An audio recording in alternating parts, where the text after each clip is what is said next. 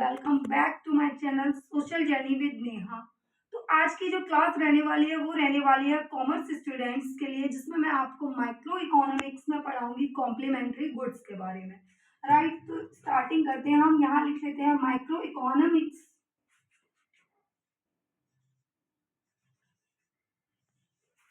इसके अंदर आप क्या पढ़ने वाले हो? आप पढ़ने वाले हो कॉम्प्लीमेंट्री गुड्स के बारे में। ये हमारा जो मार्कर है थोड़ा धोखा दिया, इसे सही कर लेते हैं।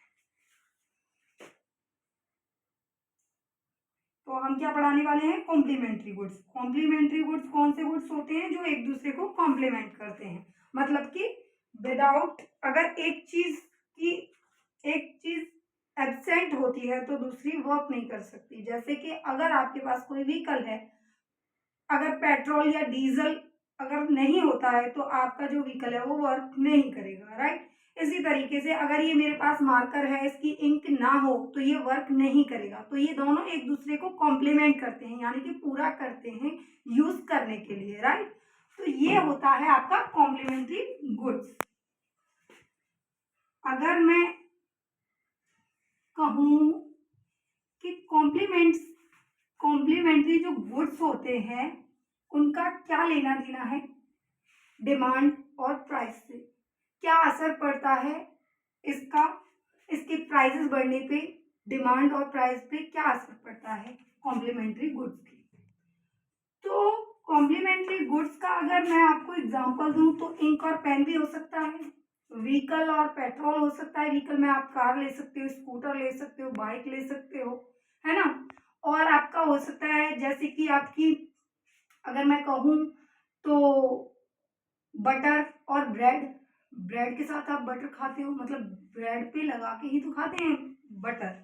तो ये सारे गुड्स क्या होते हैं? कॉम्प्लीमेंट्री गुड्स होते हैं, जिसमें क्या होता है, अगर किसी एक का प्राइस इंक्रीज होता है तो दूसरे की डिमांड पे असर पड़ता है। ये चीज हो गई कॉम्प्लीमेंट्री गुड्स की। अगर हम इसे ग्राफिकली समझें तो मैं वन बाय वन सारी चीजें समझाऊंगी, आप अच्छे से समझिएगा।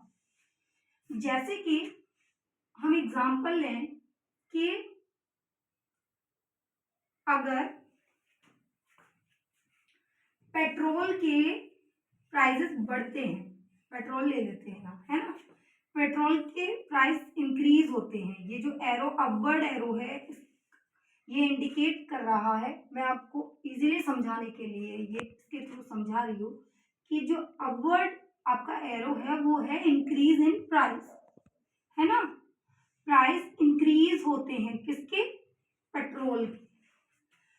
तो इसका इफेक्ट किसी भी व्हीकल पे क्या होगा, है ना, चाहे वो स्कूटर हो, आपकी बाइक हो, आपकी कार हो। कार ले लेते हैं ना, कार है तो इसकी डिमांड पे क्या फर्क पड़ता है। ग्राफ बना लेते हैं यहाँ पे। ये आपकी वाई एक्सिस होती है, ठीक है, जैसा कि आपने पढ़ा होगा। और ये क्या होती है? आपकी एक्स एक्सिस। और यहाँ ये 0। यहाँ से हम स्टार्ट करते हैं पी, हमारी प्राइस को स्टार्ट करते हैं। ये क्या है? पी पर है कोई प्राइस। यहाँ मान लो आप 50 है प्राइस पेट्रोल का, है ना। फिलहाल तो 100 है तो 100 लेके चलते हैं, 100 के समथिंग है, जो भी 100 मान लो। अभी प्राइस आपका 100 है और आपकी जो डिमांड है वो कहाँ तक है? वो रहती है आपकी, यहाँ मान लेते हैं हम n, है ना, ये है। तो डिमांड आपकी यहाँ है। अब इंक्रीज करते हैं, 150 हो जाती है आपकी पेट्रोल की प्राइस P1। O से P तक क्या था? हमारी जो डिमांड थी वो ON तक थी, है ना। अब यहाँ क्या होता है, जब आपकी प्राइस इंक्रीज हो जाती है, किसकी?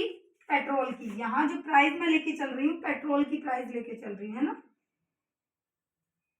अगर आपकी प्राइस इंक्रीज होती है, 100 से ऊपर होती है, 100 पे आ जाती है ना, P1, तो आपकी डिमांड क्या घट करके कितनी हो जाती है? N1 पे आ जाती है। सिंपल सी बात है। आपने अगर गौर किया हो कि पेट्रोल के प्राइसेस इंक्रीज होते हैं तो जो डिमांड होती है व्हीकल्स की, चाहे वो बाइक हो, स्कूटर हो, आपकी कार हो, इन सब की डिमांड क्या होती है, डिक्रीज होने लग जाती है, कम होने लग जाती है। अब हम देखते हैं कि पेट्रोल की प्राइस P2 और इंक्रीज होती है, 200 हो जाती है। तो जो डिमांड होती है किसी भी व्हीकल की, कार की, जो हमने यहाँ कार मान ली है तो कार को लेके चलते हैं, वो क्या हो जाती है N2। तो आपने नोटिस किया होगा जो डिमांड थी पहले क्या थी, यहाँ थी, वो क्या हो रही है, डिक्रीज हो रही है, इधर से इधर आ रही है और आपकी प्राइस इंक्रीज हो रही है। अगर हम डिमांड कर्व देखें तो ये क्या डाउनवर्ड स्लोप हो रहा है ना, आपकी डिमांड क्या हो रही है, डाउनवर्ड स्लोप, इसी को हम क्या बोलते हैं, डाउनवर्ड स्लोपिंग कर्व।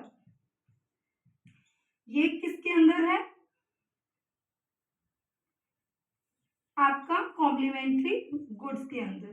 क्या होगा, जब कोई भी आपके कोई प्रोडक्ट है, दो कॉम्प्लीमेंट्री गुड्स हैं, अगर किसी एक का प्राइस घटता या बढ़ता है तो दूसरे पे क्या असर होता है, उसकी डिमांड पे। अगर यही मैं अगर ब्रेड और बटर का एग्जांपल लूं, अगर जो हमारा बटर है उसकी प्राइस कम होगी तो क्या होगा, हमारी ब्रेड की जो डिमांड है वो बढ़ जाएगी, क्योंकि हम क्या कर सकते हैं, फिर बटर ज़्यादा क्वांटिटी में खरीद सकते हैं। बटर ब्रेड के कंपैरिजन में महंगा होता है ना, तो क्या करेंगे, हम बटर ज़्यादा खरीद सकते हैं कम अमाउंट में, तो क्या करेंगे, ब्रेड भी हम ज़्यादा खरीदने लग जाएंगे। तो यही क्या होता है, इनवर्स रिलेशन होता है कॉम्प्लीमेंट्री गुड्स के बीच में। तो हमने समझ लिया है कि कॉम्प्लीमेंट्री गुड्स के बीच में क्या रिलेशन होता है, जो कि इनवर्स रिलेशन होता है। एक का प्राइस घटता या बढ़ता है तो दूसरा जो हमारा गुड है या प्रोडक्ट है उसकी डिमांड में भी क्या वेरिएशन देखने को मिलता है, उसकी भी डिमांड घट या बढ़ सकती है। जरूरी नहीं है कि कॉम्प्लीमेंट्री गुड्स के अंदर प्राइस इंक्रीज होता है तो दूसरे की डिमांड कम ही होगी, हो सकता है कि अगर कम होगी या ज्यादा होगी, है ना। मतलब इसका ये है कि अगर कॉम्प्लीमेंट्री गुड्स के जो प्राइजेस हैं वो इंक्रीज होंगे तो आपकी जो डिमांड है वो डिक्रीज हो जाएगी, अगर प्राइस डिक्रीज होती है तो डिमांड इंक्रीज हो जाएगी, जो कि आपकी लॉ ऑफ डिमांड है ना, जो कि मैंने अपने शॉर्ट वीडियो के अंदर बताया है कि हमारा जो लॉ ऑफ डिमांड होता है वो क्या होता है, अगर किसी एक की प्राइस इंक्रीज हो रही है तो मतलब अगर प्राइस इंक्रीज होगी किसी भी प्रोडक्ट की तो डिमांड क्या हो जाती है, आपकी डिक्रीज हो जाती है। अगर क्या होगा, प्राइस डिक्रीज होगी तो डिमांड इंक्रीज हो जाएगी, वही फॉलो होता है। जो लॉ ऑफ डिमांड है वो सभी, कुछ एक्सेप्शनल केसेस हैं जिनमें नहीं फॉलो होता, वो अलग बात है।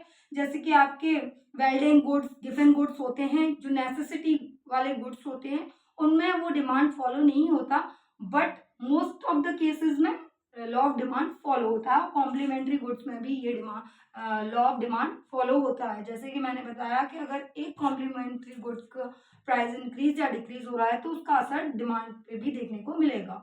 अगर आपको वीडियो अच्छा लगा हो तो प्लीज़ लाइक कीजिएगा, अगर आपको अच्छे से समझ में आया हो तो प्लीज़ इस चैनल को सब्सक्राइब करें और कमेंट करें अगर आपको किसी अदर टॉपिक के बारे में क्लास चाहिए तो। Thanks for watching.